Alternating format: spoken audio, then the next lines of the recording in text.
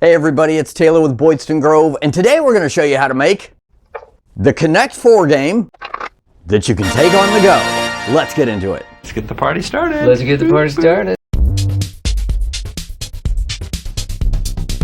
Connect 4, also known as 4 in a row, drop 4, 4 up, or Captain's Mistress, whatever that means, has been around for a really long time. Rumor has it that this game was very well liked and played for hours by Captain James Cook. The game that we know today was co-created by a man named Howard Wexler and brought to market in 1974 by Milton Bradley, who also coined the name Connect 4. As a kid, Connect 4 was one of my favorite games, and I've been wanting to recreate it for a while now, so here we go.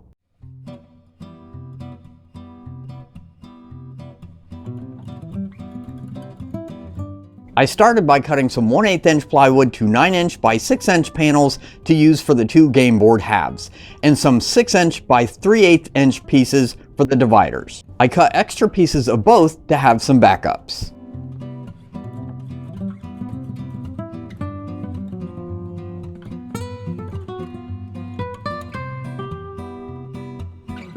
I created some templates and used some spray adhesive to attach them to the game boards. The templates are available on our website. I'll leave a link in the description.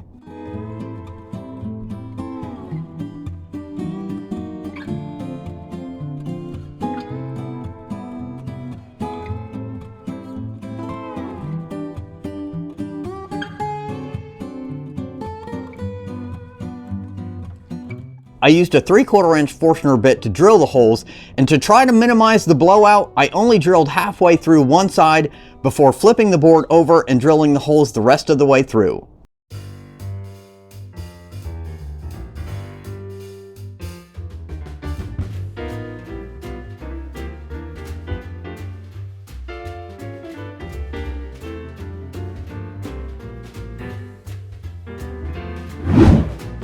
I created marks for the divider locations on one of the templates so I could use it to transfer the marks over to the game boards.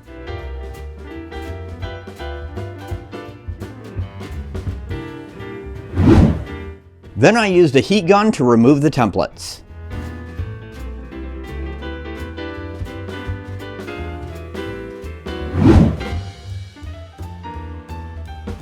Sanding all the little holes was a lot of fun, and I mean that as sarcastically as possible. Isn't it the best? Oh, it's the best!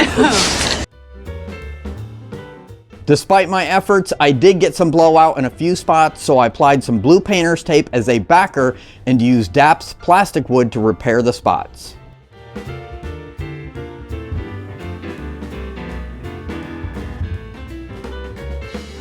While the game boards were drying, I moved on to the frame. I found some scraps of cherry wood and cut them down to 2 inches by 1/2 inch thick for the frame. After cutting them to length, I put a rabbet along the bottom of each piece for the bottom panel to sit in and cut a dado in the 2 side pieces. I set up my crosscut sled and put a rabbet on each end of the front and back frame pieces and another dado in the 2 side pieces.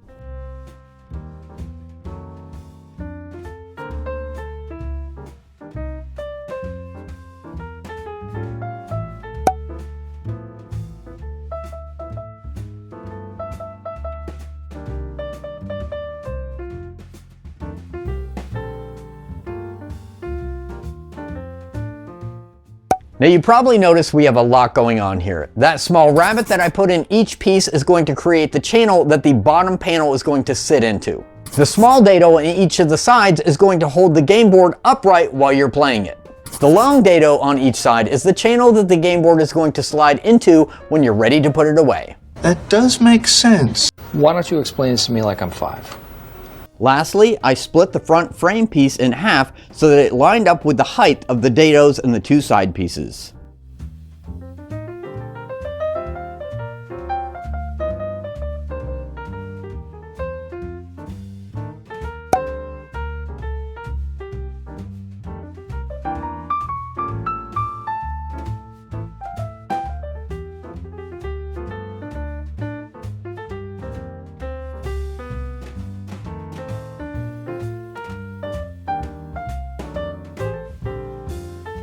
Once the frame was glued up, I cut a piece of 1/4 inch plywood for the bottom panel and attached it using glue and pin nails.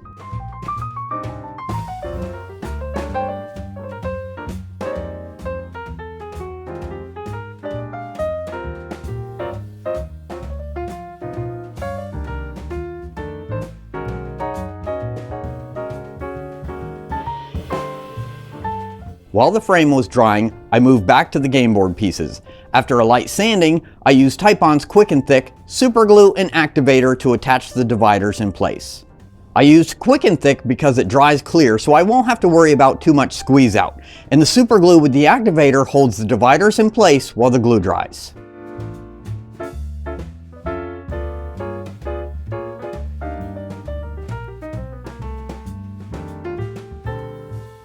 I cut some strips of cherry for the dividers on each end of the game board.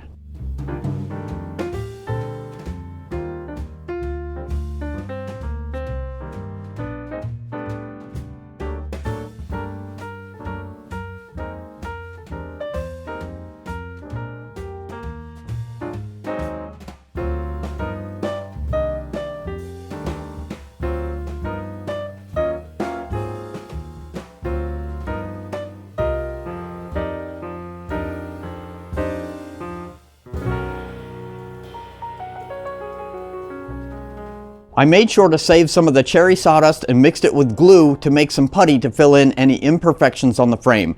There's cleaner ways to mix this, but what's the fun in that?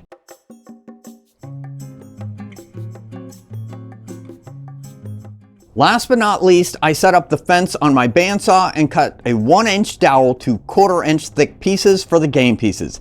You'll need a total of 42 pieces in all, but I made sure to cut a few extra. For finish, I stained half of the game pieces with ebony stain,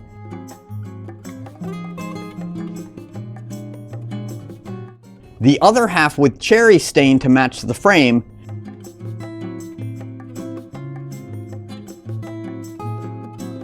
and boiled linseed oil on the frame and game board.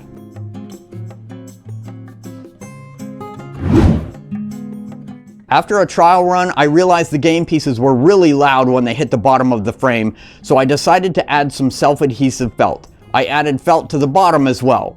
I'll leave a link to the felt I use in the description below.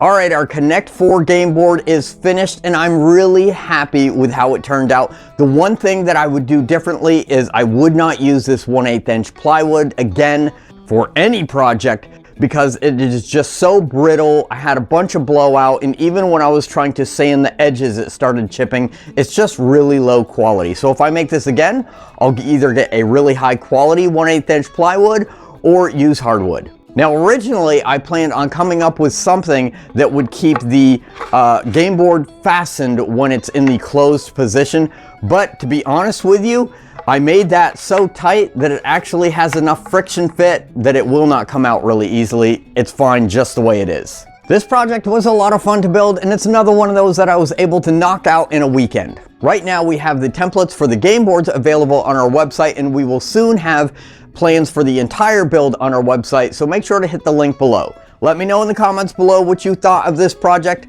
Thank you very much for watching, be safe, and have a great day.